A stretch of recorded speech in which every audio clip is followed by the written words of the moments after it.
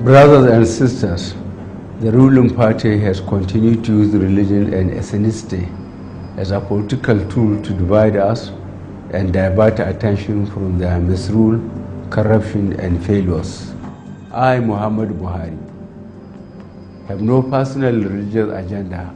Neither I nor my party or any member of my team has any desire to plan to Islamize or Christianize Nigeria. I have never belonged to nor shared the views of any extremist group. Many of my close aides are Christians. If I have not Islamized these people who serve under me, how will I Islamize Governors Rochas Okorocha, Kayode Fayemi, Rotimi Amici, or Professor Yemi Oshibanjo, who is a senior advocate of Nigeria and a pastor? We must reject those who promote religious and ethnic division.